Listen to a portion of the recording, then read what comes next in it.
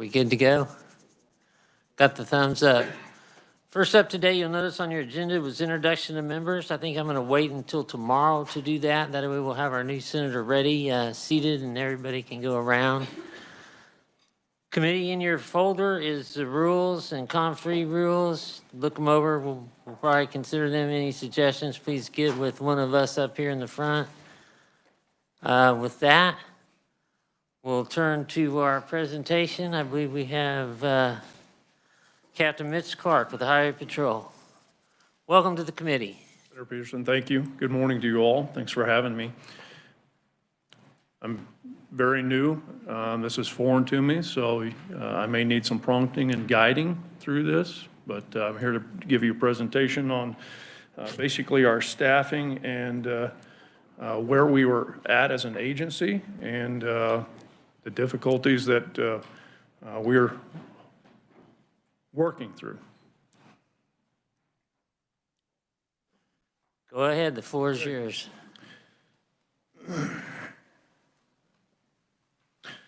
So one of the first things that I wanted to bring to you again, the Kansas Highway Patrol's mission, we're devoted into improving the quality of life through the dedicated service. Public safety, as most would think of us, is out there as taillight chasers, ticket writers, and that is true. That is true. We are out there to ensure your safety, your family's safety. We do that through enforcement. We do that through various safety programs. Just our presentation alone out there, we hope, is a deterrence, not necessarily just encapsulated for speeding enforcement, but for impaired driving, for against human trafficking, against all of the evils that are out there moving on our highways and roadways. We believe in treating all persons with courtesy and respect, preservation and individual dignity. The constitutional rights are paramount in performing our duties.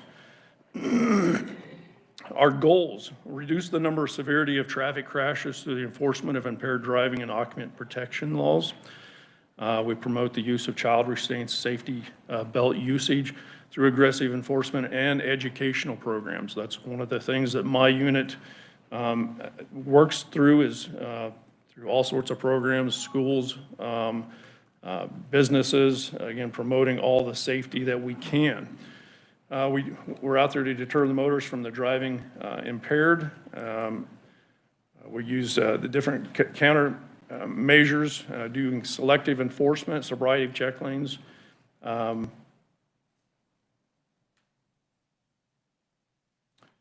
again, we also engage with the public to do all sorts of programs through the schools, civic organizations, and businesses.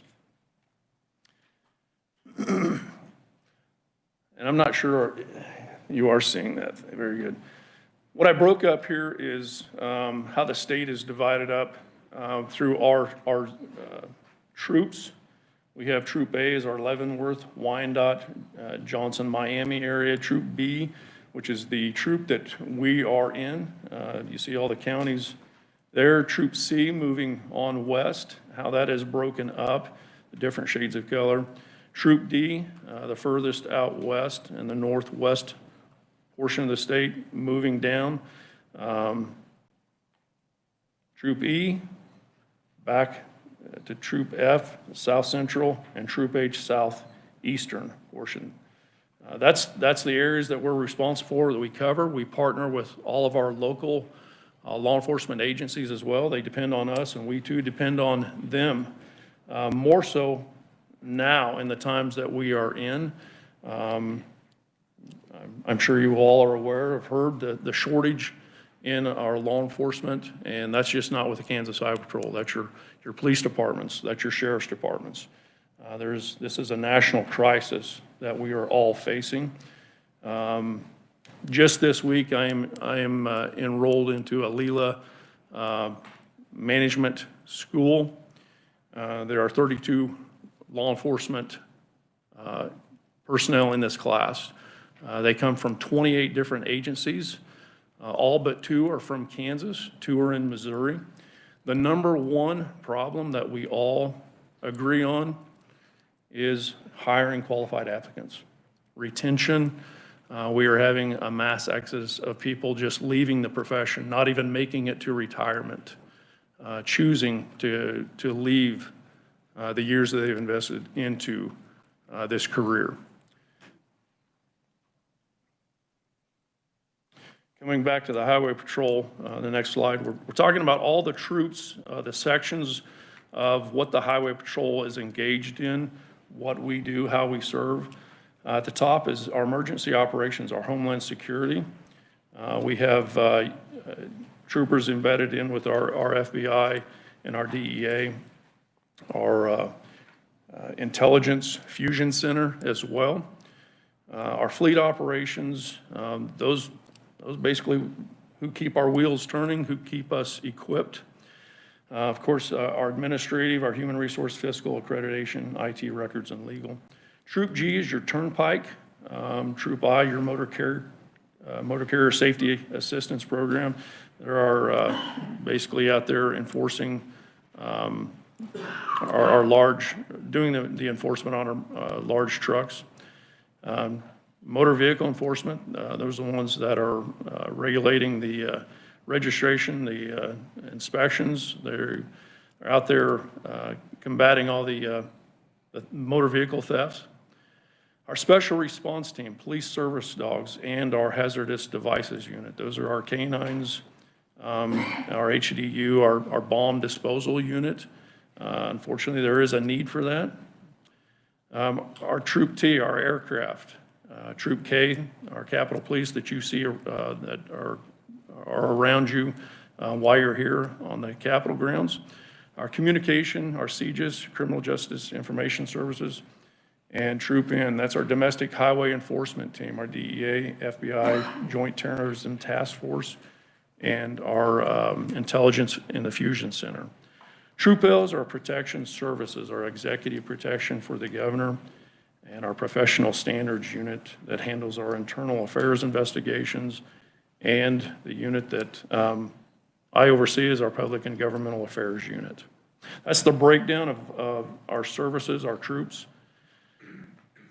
So moving on, we're looking at our current staffing as of January 4th. Total of troopers and law enforcement officers is 469 where we're at. I think we're even down a few more than that.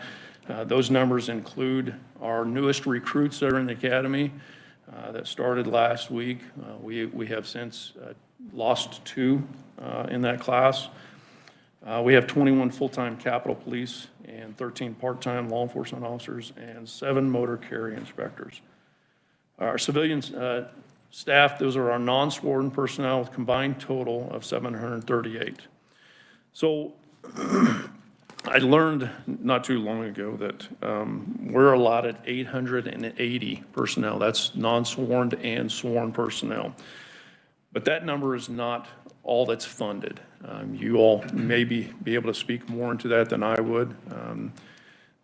We are just what we're able to pay or funded through the legislation. So we're not at that 880.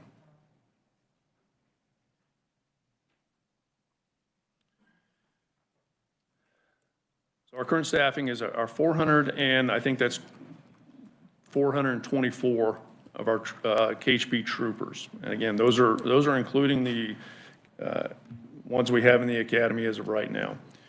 478, those are our full-time funded trooper positions for the agency. Unfortunately, we are down 52 from our funded 478, 10.9%.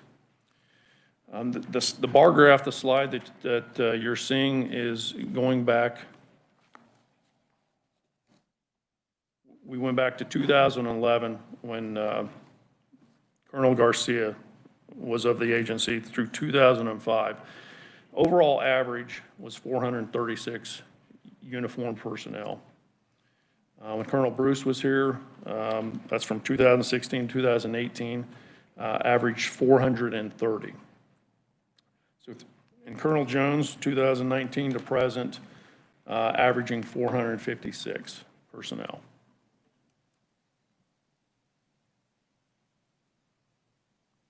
So our recruit trooper classes, we have the breakdown going back to class 62. Let me back up. In 2020, we had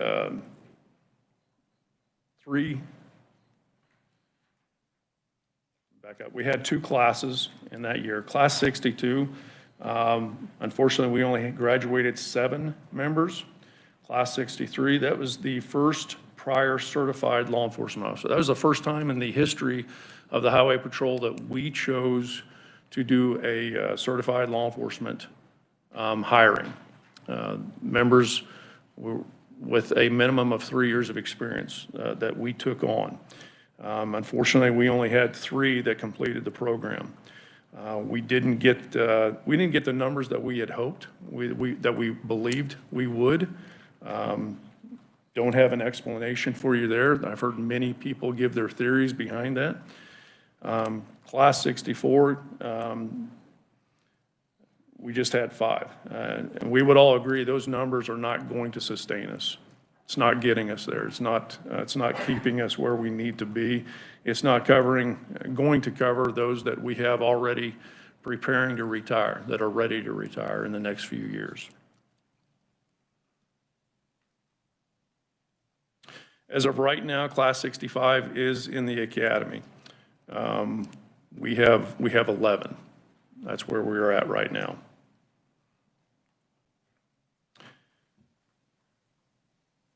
Our next class will begin in July of 2023, Class 66, and we are underway in recruiting for Class 67. Too early to tell how we are doing there. I'm getting some calls from people, having as many conversations, engaging with as many people that will want to talk with me about seeking employment with the Kansas Highway Patrol.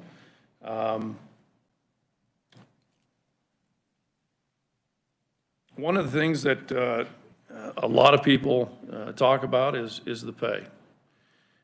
Agencies across the nation are in a big competition into finding those right qualified applicants. We have seen if you want to call them the pay wars out there. Agencies are jumping over each other to increase their pays. We were fortunate. We were very grateful for the support of our legislation and government, the governor, in last year's pay increase. Going back in 2022, we went from $18.70 to $21.13 an hour for 0 to 3 years of experience from our trooper. We increased to $25.05, and once they graduate, they immediately go to $27.61, and that was huge for us. That really was. It's too early to see what that's going to do for us right now, but I'm confident that's going to benefit us.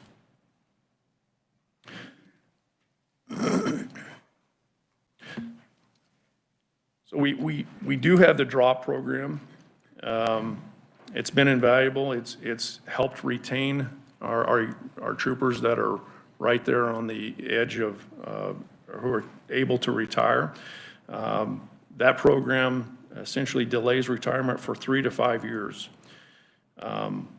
We get to keep their knowledge, their wisdom, and tap into their leadership for those new troopers coming in.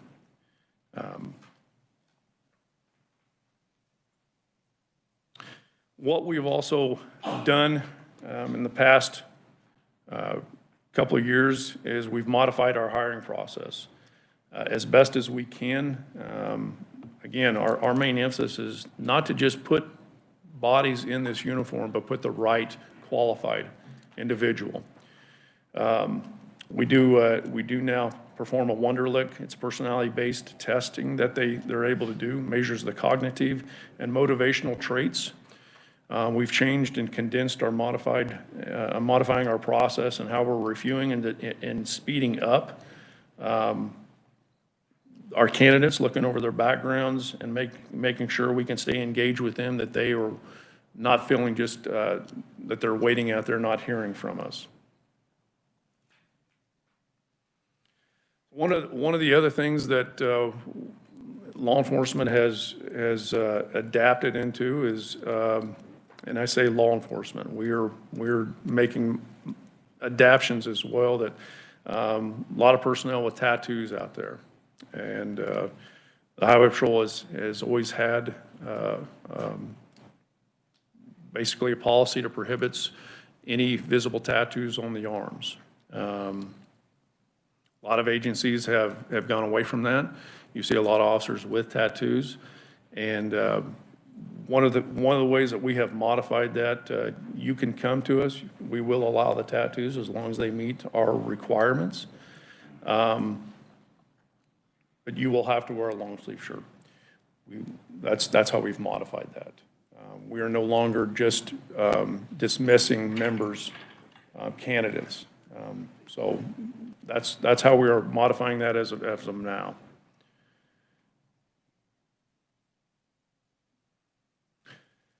So in past few years, our agency went through an accreditation process. We've also, that's CALIA. Our dispatch also went through and completed that.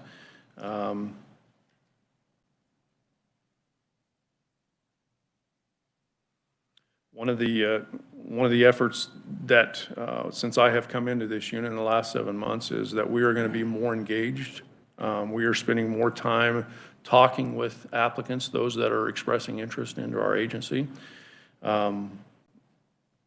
At nights, I spend time with people on the phone that want to talk to me. On my holidays, while my family and relatives were enjoying, I was getting to spend time with people that wanted to talk with me about the job. So I will do that as best as I can and make that time so that we can get the right people here. We are attending all the career fairs and criminal justice programs that we can through our schools, our universities. We have adjunct recruiters throughout the state. We no longer just rely on just one recruiter. We believe and we emphasize to all of our members, the best recruiters that we have are our people in our uniform, that they are out there actively seeking the right people. And of course, social media, what better way to reach as many as we can. We are very active. We have a great staff that are engaged in promoting the agency, the good works of our people. We do paid ads, we do posts, we do publications. We have Twitter through Spanish social media. We do our websites on Indeed, Facebook, Twitter, and of course our KHP jobs through the state of Kansas. Example of just some of the articles and how we are promoting the agency through social media as well that you see there.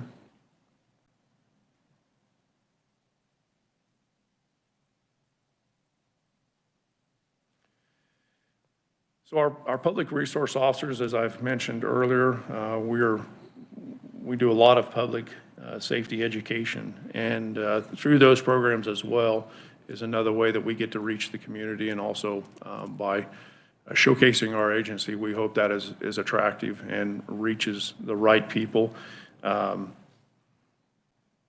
We engage with our youth out there as well.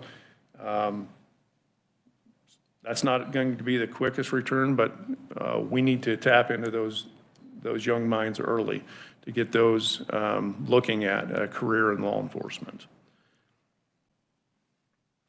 One of the ways we do that is through our cadet law for high schoolers and collegiate law for college students. We have 2 programs that we have at our academy. Those are each a week long. If you want to say a mini academy for those youth, gives them insight into just what you would experience in a way coming to the academy. We take them driving. We do firearms training. We talk about all pretty much as best as we can in that condensed time of what it is to be a highway patrol trooper.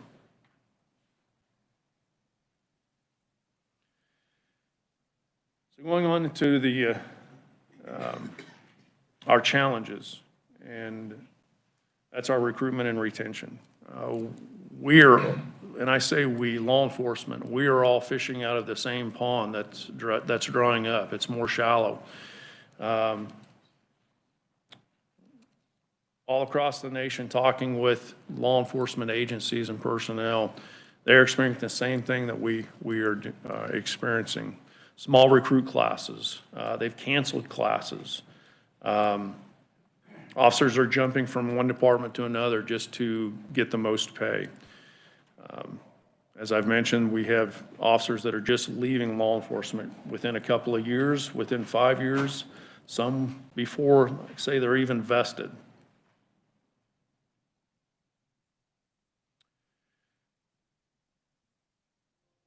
We are all dealing with the Great Resignation. We can't go into a business anywhere without seeing a help wanted sign. We have our help wanted sign out as well. The workforce is diminishing. We're working through what we're all experiencing is the Great Resignation.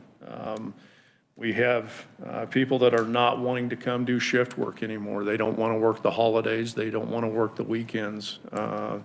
They want the softened Monday through Friday work schedule, and that just, unfortunately, just doesn't work with law enforcement. While I say we've adapted and modified our process, one of the things that we cannot and are not going to even consider is lowering our standards. We are going to ensure that we are getting the right personnel out there when we put them in a uniform, that when you are out on the highways, you have the confidence in our agency that we have taken all the steps appropriately to make sure that that is the right person out there to do the work that we all need them to do.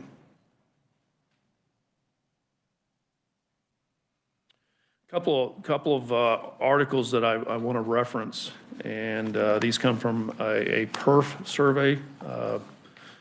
This is a police executive research firm and the International Association of Chiefs and Police. The survey came out in May of 21. Fewer officers were hired, and there was an 18% increase in resignations and 45% increase from retirements. Those are huge numbers.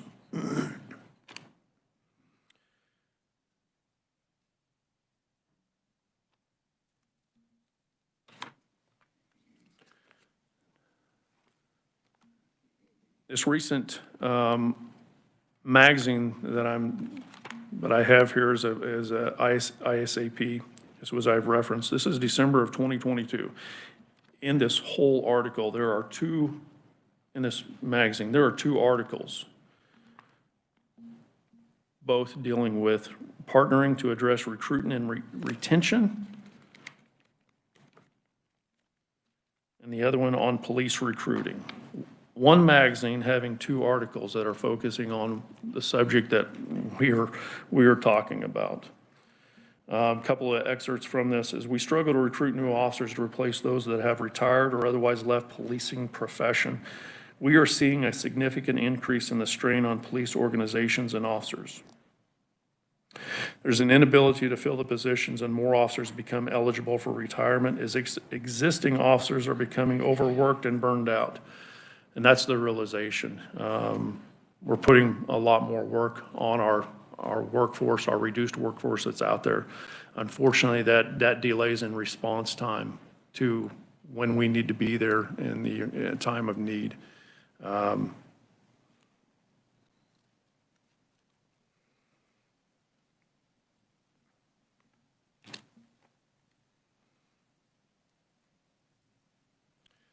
So what are we doing? As I've already talked about, we are more engaged than we ever have been with our applicants. We are spending more time trying to continue to encourage them to stay with us.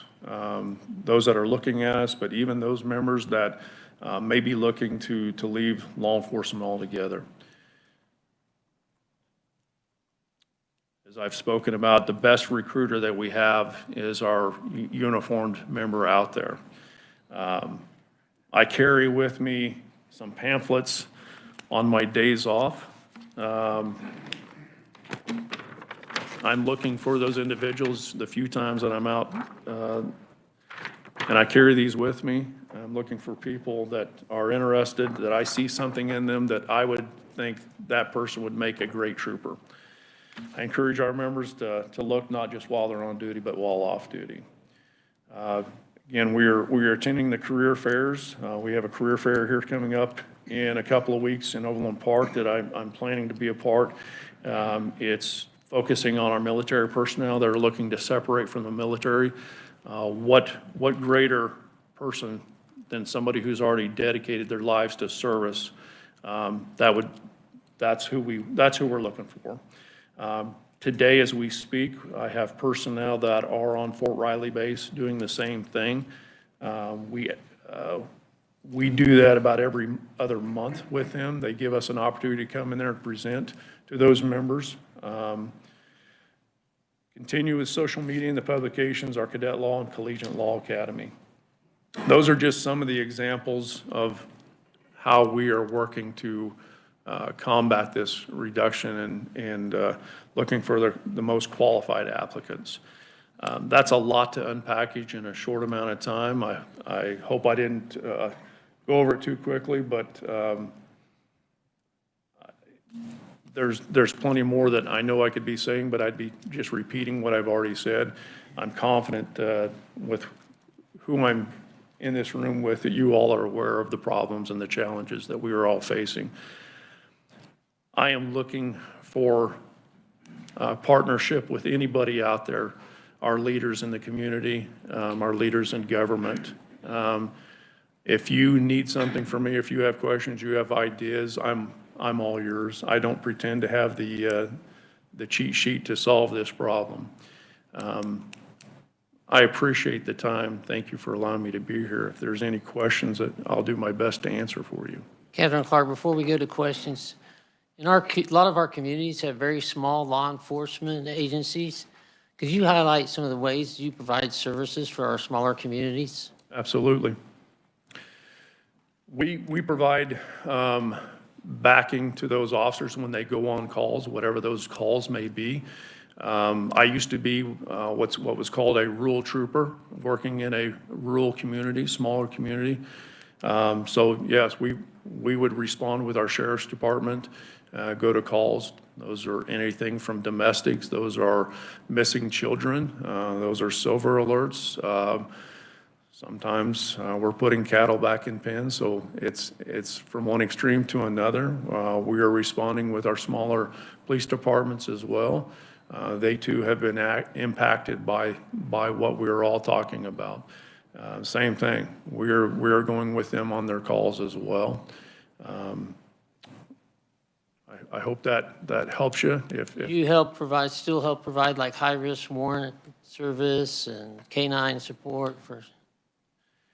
We do. Our special response team, we respond all over the state of Kansas. Of course, as you've mentioned on your smaller departments, they don't have the manpower, they don't have the training, and they definitely don't have the life-saving equipment to be able to handle those high stress, those high incidents that are potentially dangerous. And so, of course, yes, our services are available. And we will respond. We do respond. We provide training as well to those agencies that are looking to give better training to their officers to safeguard them and to better, again, safeguard the community as well. Appreciate that. You're welcome. It really highlights the need for the recruiting. Committee questions. Senator Dietrich. Thank you, Mr. Chair. I appreciate that, and thank you for being here today. Thanks for having me. Great presentation. So when you talk about your standards, you hire to a higher standard, can you just kind of give me an idea of how different your standards are compared to other law enforcement agencies? And when I say to a higher standard, I definitely don't want to sit here and give the impression that other agencies have lowered their standards. In some ways, we all have modified our standards. What used to be in law enforcement, we wouldn't even accept anybody who had experimented with illegal narcotics. That's one of the ways that we are now. We will review somebody's background. If they come to us and they have offered their honesty about what they have experimented with, we will consider, and we have hired members. So that is one of the examples. Just the other example that it really is large in law enforcement. It may not sound like much. Tattoos. The tattoos. The tattoos are huge. And, you know, I didn't think that I would have children, but with kids, or excuse me, with tattoos, but I do. They have a lot of tattoos. So we have a generation. I see grandparents with tattoos. I see children of young age. So it is out there.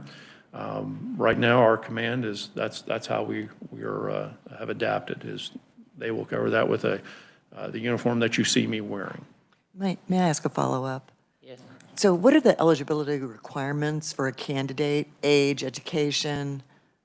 They can be 20, but as long as they're 21 by the time they graduate, that's acceptable. That's the minimum, 21. Education, we do not require any college degree, any college hours like some agencies do. We don't discourage from it. We're seeing more and more people with a 2 to 4 year degree. So that's encouraging as well, but we do not require that. The minimum is GED or a high school graduate certificate. Thank you. Thank you, Mr. Chair. Senator Warren.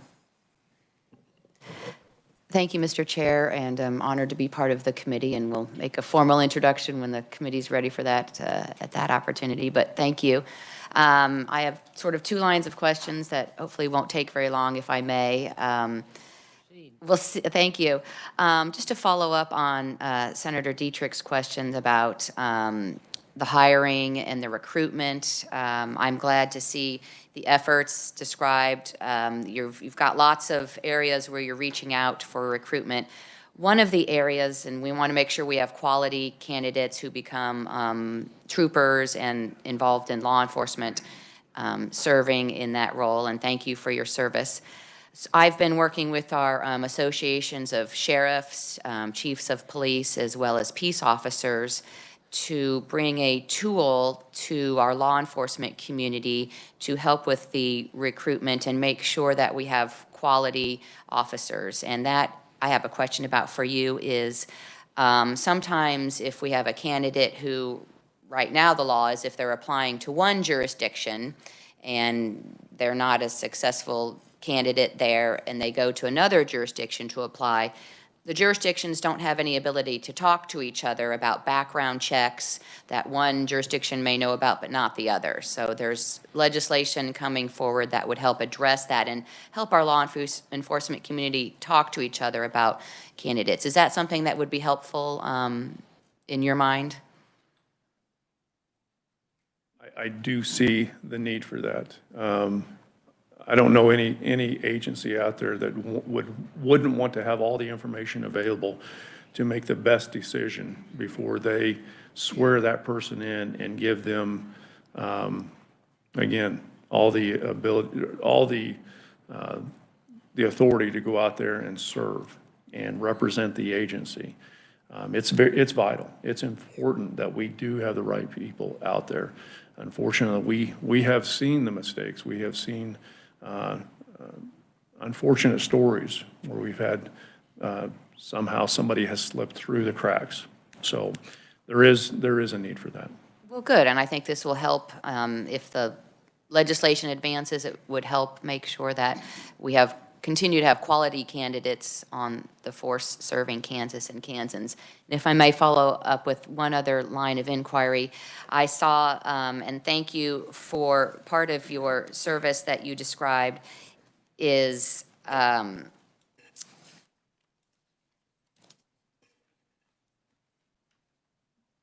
to vigorously pursue, apprehend, and prosecute those who utilize Kansas highways for criminal activities. I think we hear a lot about human trafficking and on our highways and on our roadways, and there's significant effort on anti-human trafficking regard. And without disclosing anything that wouldn't be appropriate to disclose, are you able to share what KHP does in that regard to keep our highways from being utilized for human trafficking? One, we provide the training to all of our personnel to be looking for those signs, those indications that whether it's a child or an adult that is being utilized for trafficking purposes. We have our criminal interdiction unit that is highly trained out there that are specifically targeting that type of work, or that's not a good word to use, but for those people that are engaging in that. Again, all of our personnel are trained actively looking for that.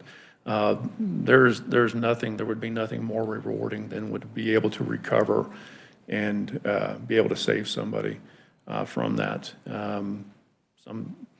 In my career, in my 32 years, there's been a couple of times when I was able to, I recovered one woman and her child who had been abducted.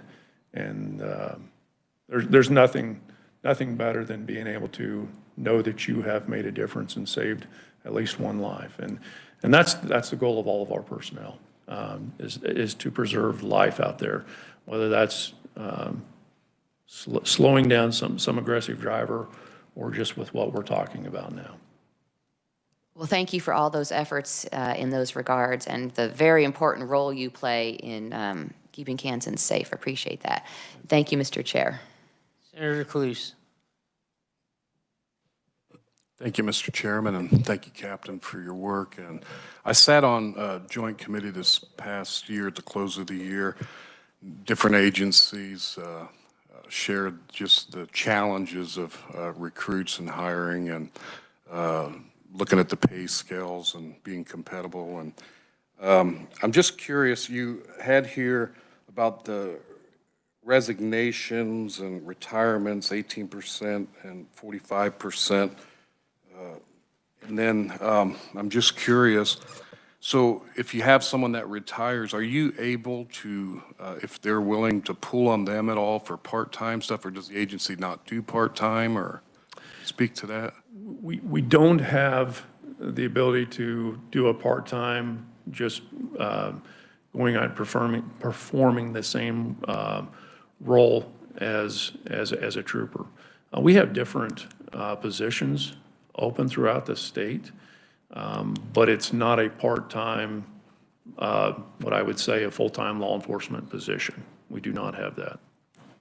So you really are not able to pull on any retirees if they want to help out then, is what you're saying? Not currently. That's not something that we have, to where if they wanted to go, what we would classify as a 999 employee, that to go out there and again, do patrol work, we do not. Okay, and then thank you for that. And just to follow up, where's the agency at, and are you comfortable with like the budget and the PR and the recruitment budget? It would seem like with all that you have going on, that would be pretty costly. Could you speak to that? And when you're talking the PR budget in terms of, getting the word out, I mean, it's obvious with all these different things you're doing to recruit, that could get expensive as well. It could get expensive, and it does get expensive. Just one of the ways is if you go to the fair, if you go to one of our career fairs as well, we hand out what we call our trinkets and whatnot, and They have our logo, they have, information on it, and hopefully that falls into the right hands, whether it's that person that's collecting it or they take it home and that sparks an interest to them. That merchandise has gone up considerably. Advertising is not cheap, and it has, in ways, maybe handcuffed us, not being able to actively do the advertising that we would like to. So, yeah, if our budget was increased, if we had those funds, of course, that would be a benefit. Thank you.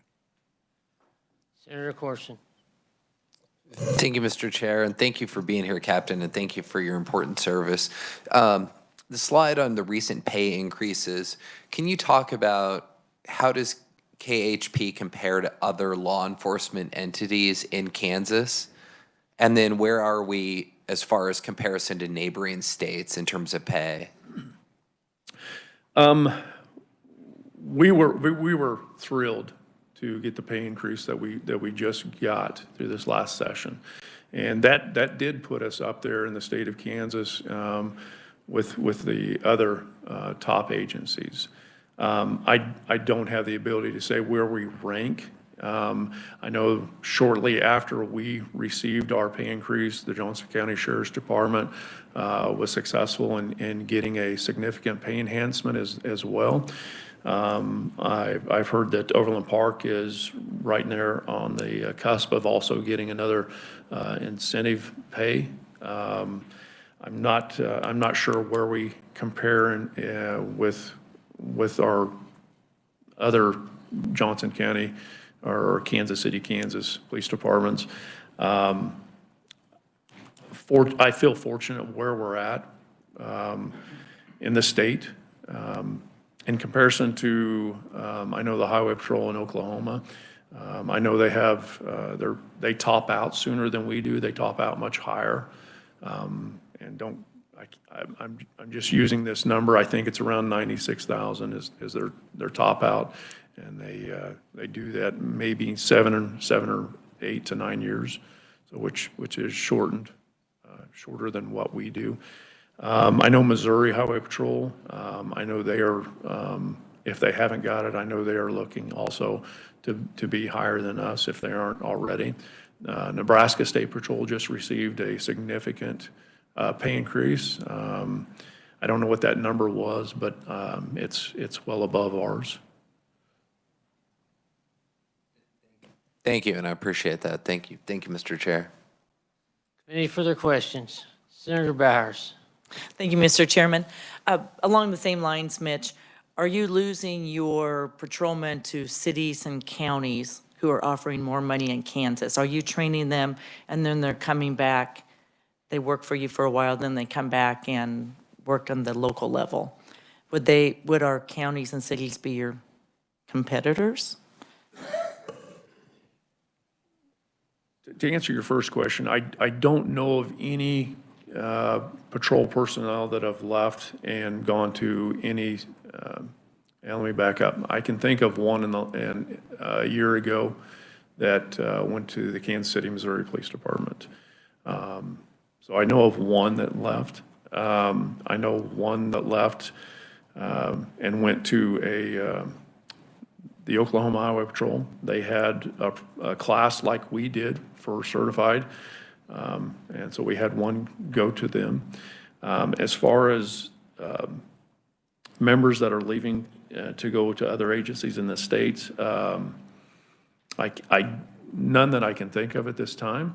But again, we have agencies that are actively recruiting just as we are.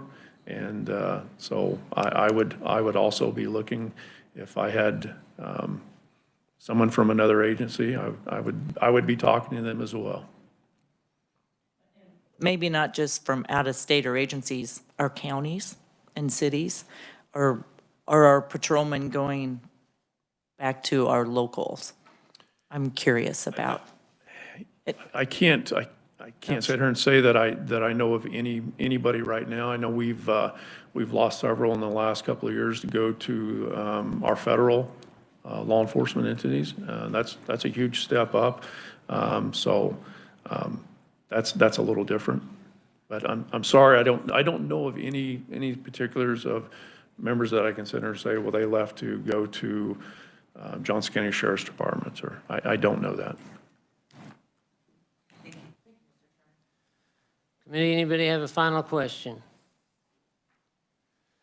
Seeing none, thank you, appreciate it. Committee, we will be meeting tomorrow, and Captain, if you could provide our committee assistant with about 15, 16 copies of your recruitment flyers, she would be happy to distribute them to the committee. Did that not make it to you, the copies? I did not see it in my folder, but that doesn't mean that they didn't make it.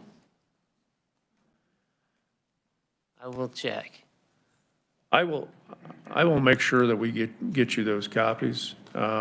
I'd like to thank all of you for allowing me the time. I appreciate your questions, and hope to see you again. Thank you. Committee, we will meet tomorrow for the KCC. We will have introductions, take an opportunity to look over the rules of the committee. With that, we are adjourned.